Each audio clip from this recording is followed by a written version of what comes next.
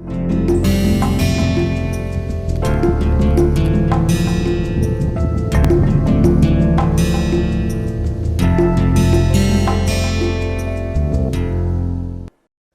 everyone.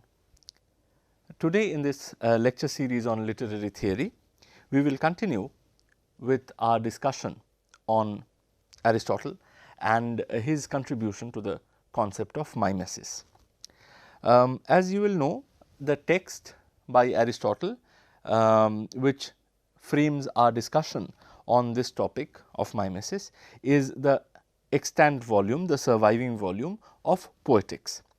And in my previous lecture, I have already pointed that this text can be read as a sort of dialogue between Plato's concept of mimesis and mimetic art and Aristotle's critique of that concept. Indeed, Plato's conception of mimesis forms a point of departure for Aristotle in Poetics, and in our previous lecture we had started analyzing how Aristotle, while agreeing with Plato's basic idea that all art is mimetic, defends mimesis against Plato's accusations.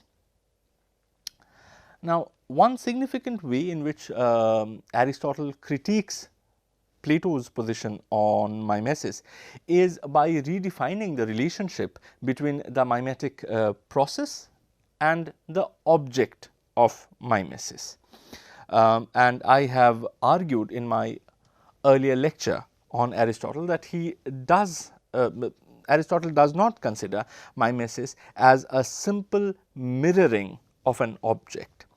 Rather than looking at it like a mirror image, the process of mimesis, according to Plato, presents a more complex relationship between the mimetic end product, mimetic product, and the object of mimesis.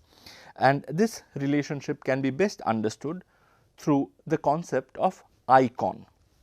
In other words, whereas Plato presents mimesis as a flawed mirroring, Aristotle presents mimesis as an icon making process. In today's lecture, we will elaborate on this idea of a mimetic product as an icon, and we will see how this understanding redeems mimesis from being regarded as merely flawed mirroring. After that, we will move on to the idea of catharsis and see how Aristotle uses it to counter Plato's argument that mimesis, or more specifically mimetic poetry, is harmful because it stirs passionate emotions and thereby suppresses the rational faculty of human beings. But let us start with the issue of mimesis as icon making. Here I would like to reiterate the question with which I had ended my previous lecture, and the question that I had posed was this: if the relationship between mimesis with the object of mimesis or imitation is not that of transparent mirroring, then what other kinds of imitation is possible? If mimesis is not mirroring, then what other kind of mimesis is possible? What other kind of imitation is possible? To answer this question, let us first look into these lines which we find in book 4 of Poetics. I quote from Aristotle: "Objects which in themselves we view with pain, we delight to contemplate when reproduced with minute fidelity, such as the forms of the most ignoble animals and of dead bodies. The cause of this again is that to learn gives the liveliest pleasure, not only to philosophers, but to men in general, whose capacity, however, of learning is more limited. Thus, the reason why men enjoy seeing a likeness is that in contemplating it, they find themselves learning or inferring and saying perhaps "Ah, that is he. For if you happen not to have seen the original, the pleasure will be due not to the imitation as such, but to the execution, the colouring, or some such other cause." Note here that according to Aristotle, the chief pleasure that mimesis or mimetic art offers is the pleasure of recognition. A likeness is produced through mimesis, and when the audience or the reader or the spectator of this mimetic product confronts the likeness, she experiences a rapturous sense of recognition. "Ah, that is he." Indeed, without this act of recognition, in which likeness of the object of mimesis is located by the audience within the mimetic product, the effect of mimesis seems to fall flat. As Aristotle points out, and I quote from the section which I have already referred to, "If you happen not to have seen the original, the pleasure will be due not to the imitation as such, but to the execution, the colouring, or some such other cause." The word likeness here and the stress on the idea of recognition, however, might lead us to believe that Aristotle, like Plato, is presenting here mimesis as a form of transparent mirroring. We might assume that for Aristotle, the chief pleasure offered by a mimetic product like the painting of an animal, a horse for instance, is provided by the spectators recognizing how accurately the artist has reflected or mirrored a real horse upon the canvas by working on the minutest of details. This interpretation, which might seem very logical if we take these lines from book 4 out of the context, however, is problematized if we place the lines from book 4 or chapter 4 of Poetics against these lines that appear in book 25. And again I quote Aristotle, "Within the art of poetry itself, there are two kinds of faults, those which touch its essence and those which are accidental. If a poet has chosen to imitate something, but has imitated it incorrectly through want of capacity, the error is inherent in the poetry. But if the failure is due to a wrong choice, if he has represented a horse as throwing out both his off legs at once, or introduced technical inaccuracies in medicine for example, or in any other art, the error is not essential to the poetry." Though here Aristotle is talking about the mimetic art of poetry, the kind of reference that he makes to the horse will help us connect these lines with our ongoing discussion of mimesis vis-a-vis painting. In the quoted lines, Aristotle talks about two kinds of errors that we can encounter in a mimetic production, and he classifies them as essential and non-essential. This classification is in fact also a kind of gradation. The latter kind of error, non-essential error, is not a very serious one, whereas the former, the error that touches the essence of the mimetic production, can seriously degrade the quality of the mimetic product. Now, what is a non-essential error? Let us take the example of the horse. According to Aristotle, if a mimetic artist represents a galloping horse throwing both of its front legs up in the air, then it is regarded as a non-essential error. Since horses in real life do not throw their off legs together while galloping, it is an error, but nonetheless an error of a kind that is not essential to the mimetic product. Indeed, in book 25, Aristotle even excuses the portrayal of such impossibilities by mimetic artists by saying that, and I quote, "If he describes the impossible, he is guilty of an error, but the error may be justified if the end of the art be thereby attained." if, that is, the effect of this or any other part of the poem is thus rendered more striking. Now, as far as transparent mirroring is concerned, portraying a galloping horse with both its front legs up in the air, be it in poetry or painting or any other mimetic form, is a grave error. Because if what is being portrayed is an impossibility, then it cannot be called a mirror image of a real life object. Yet Aristotle seems to be perfectly accommodative of such errors as far as mimesis is concerned. He says in book 25, again I quote, "Not to know that a hind is a female deer, not to know that a hind has no horns is a less serious matter than to paint it inartistically." The inherent or essential error here is the lack of the artistic skill of the painter, which may arise, for instance, if the painter does not know how to use the tools of his craft properly. If let us say he cannot properly paint with a brush, or he cannot properly mix his colors. The question of how accurate the painting of the hind is vis-a-vis a hind in real life is, however, regarded as a less serious or non-essential error. So, even if the painter paints a hind with horns, though hinds do not have horns in real life, then that error is regarded by Aristotle as an insignificant error, as a non-essential error, which does not degrade the quality of the mimetic product. Now, this clarifies one thing. As far as Aristotle is concerned, the pleasure of the likeness that the mimetic artist produces is not dependent upon the degree of accuracy with which the details of a real life object are portrayed by him. In other words, the way to judge mimesis is not through the lens of strict referentiality.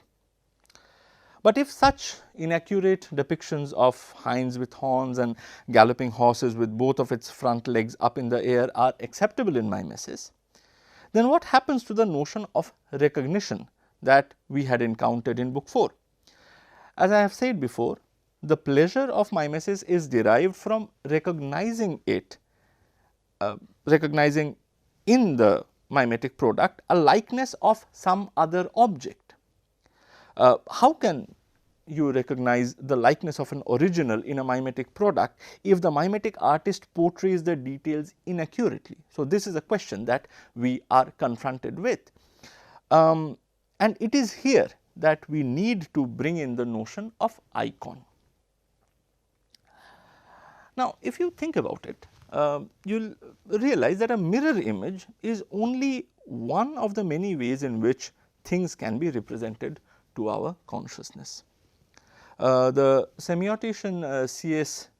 Peirce talks about three major ways in which representation can be done. They can be done through symbol, they can be done through index, and they can be done through icon. All of these three things have two constant elements in them, and one of those constant elements is called the signified, which is the object that is being represented, and this object can be something concrete like a pencil or a horse or an aeroplane, for instance, or it can be something abstract like a concept, a thought, a plan. But there is also another constant element in each of these three things that I mentioned: symbol, index, and icon. And that second constant element is called the signifier, which is basically a visual or an auditory mark which is used to represent the signified. Now, let us take the case of a symbol.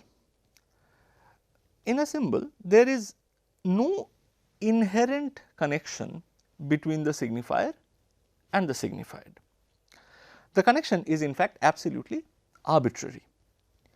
And to give you an example, when I utter any word and I use it to refer to some object in the outside world, then that word is actually a symbol that I am using for the purpose of reference. For instance, when I utter the word tree, you will immediately recognize that I am talking about a thing rooted in the soil with brown woody stem supporting a green leafy top. But the word tree is a symbol because there is no inherent connection between that word and the thing with a woody stem and a green leafy top. This is proved by this sort of arbitrariness that sort of separates the word tree from the signified is proved by the fact that I can refer to the same signified, the same green leafy object with a brown stem, by using completely different sounding words if I shift from one language to another. If for instance, I were to signify the same thing in Bangla, I would call it a gach, and again if I were to shift to German, I would refer to the same thing as Baum. I can do this shifting and refer to the same thing by using different words like tree, gach or Baum, because neither of these three words have any inherent connection with the signified. Rather, the connection is arbitrary and is culturally learned. Now, you will understand this better if you contrast it with an index, for instance. An index is a way of referring to a signified by drawing attention to a mark which establishes the presence of the signified. To give you an example, fire produces smoke, right? There is nothing arbitrary about this connection. There is almost a causal relationship. Fire produces smoke. Smoke therefore is a mark of the presence of fire. Smoke is thus categorized as an index of fire. To give you another example of an index, for instance, a thumbprint is an index of a thumb. If you see the paw mark of a tiger somewhere around you, that is a fair indication, that is a fair index which would signify that there is a tiger roaming somewhere around. Now, let us come to an icon. An icon is a way of representing in which there is a significant and inherent overlapping between the signifier and the signified. Here, let us try and understand the idea by taking an example, and let us say I take a picture of your face. In that case, your face will be the signified and the picture of your face will be the signifier. And as you can guess, there will be an inherent connection between the signifier and the signified in this case. The picture would be an exact likeness of your face and it will contain all the accurate details of your face, and when you post that picture on social media, let us say, the people who know you might derive pleasure from the mimetic product by recognizing the likeness and exclaiming, "Ah, that is he," or "Ah, that is she." The picture can therefore be classified as an icon of your face. Now, here let us look at another kind of iconic image. Now, as you can see, these are two images that we regularly encounter on lavatory doors and recognize them as one standing for man and the other standing for woman. The reason why we are able to recognize the man as man and the woman as woman is because we can recognize their likeness with the signified. However, unlike the photograph, they are not accurate portrayals or mirror images of the object. However, then we come across a question: how do we then recognize in these iconic signifiers the likeness of the signified? They are not mirror images, so how do we recognize? Well, we recognize them because even in these simplified forms, the images build upon certain features. The arms, for instance, the legs, the round head, and these features are inherent parts of the signified as well. So, there is a great degree of overlapping.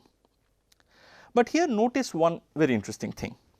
In either of these images, iconically representing a man and a woman, we do not see the neck region. Yet it is impossible to find human beings, or at least living ones, without neck. So, the representation here is of an impossibility that is similar to the image of hinds with horns or horses galloping with both their front legs thrown up in the air. But this does not disrupt the process of recognition. This is because the process of recognizing mimetic production happens within the shared conventions of a cultural matrix that connects the mimetic artist and the reader or the audience or the spectator who recognizes in the mimetic representation the likeness of the object of mimesis. Since the cultural conventions that we share help us perfectly well to understand the two neckless figures to represent man and woman, we do not feel the need to question why the neck is missing. Right? Thus, as you can see from this argument, though mirror images can be part of the vast array of mimetic objects that are possible, factual verisimilitude is not a yardstick to judge the quality of mimesis. Mimetic products can hold value even without a strict referentiality. And consequently, the Platonic argument that mimesis produces flawed mirror images does not hold, because though through Aristotle we understand that mimesis is not a mirroring activity, it is a production of iconic representations, and iconic representations can be mirror images, but there is no compulsion that they have to be mirror images. They can also be something like the figures of the neckless human beings. Now, at this point I would briefly like to touch upon the issue of probability and its relationship to plot structure, which for Aristotle is a quintessence of poetry as a mimetic product. Now, as our discussion on mimesis as a production of icon has revealed, mimesis is an imitation not just of possible things, rather mimesis can also be of impossible things like neckless human beings, for instance. But in order for it to be a successful mimesis, it has to be recognized as a likeness or a representation of something else. If that recognition is not there, then the effect of mimesis falls flat. Now, whether or not it will be recognized, the mimetic product will be recognized by the reader or the spectator or the audience will depend upon the notion of probability, and the sense of what is probable and what is not probable will in turn depend upon the conventions that underline the cultural context shared by the mimetic artist and her reader or audience or spectator. To give you an example, in the cultural context that is shared by me and my students sitting here in this room, a man biting a tiger is an improbable event. This is not to say, however, that such an event is impossible, because there may be some instances of humans biting tigers that we do not know of, but even if such an event is possible, it is not probable to us. Aristotle argues that a mimetic production yields the pleasure of recognition because it deals with probability. A Shakespearean tragedy like King Lear, for instance, is a successful mimesis not because we actually know of a king called Lear who had to undergo such torture in the hands of his daughters named Goneril and Regan. Rather, it is a successful mimesis because the plot narrates a sequence of event that is accepted as probable, or at least it is accepted as probable by people who share the cultural milieu that enables an understanding of Shakespearean tragedy. Now, this probable plot structure can have technical faults, like for instance, the probable plot structure of King Lear might have horses galloping with their two front legs thrown up in the air. But as you will understand now that this impossibility does not impede the process of recognition. According to Aristotle, it is precisely this notion of probability that distinguishes a tragedy from, say, a history. History can only narrate events which has actually happened and which are therefore all in the domain of possibility, because if something has happened, then it is of course possible. A tragedy, on the other hand, depicts human actions based on probability and not on possibility. Therefore, a man eaten alive by a tiger might find its place in a tragic plot, but a man trying to bite a tiger, irrespective of whether it is possible or not, will perhaps not be very readily incorporated in the plot by a tragic playwright. Therefore, to judge any mimesis on how accurately it is imitating a real life object is perhaps to miss the point. Because we must remember here that in the Aristotle world of mimetic art, something like the Mona Lisa is as valid a representation of human likeness as the gendered images on the doors of the lavatories. With this in mind, let us now move on to the concept of catharsis. Now, as you know, one of the reasons why Plato complained about mimetic poetry was because it stirred emotions and thereby suppressed the functioning of reason, or at least that is Plato's argument. Now, here again Aristotle uses Plato's theory as a point of departure. Referring to a tragedy, which is a variety of mimetic poetry, Aristotle argues that it does indeed stir up give rise to such emotions like pity, like fear.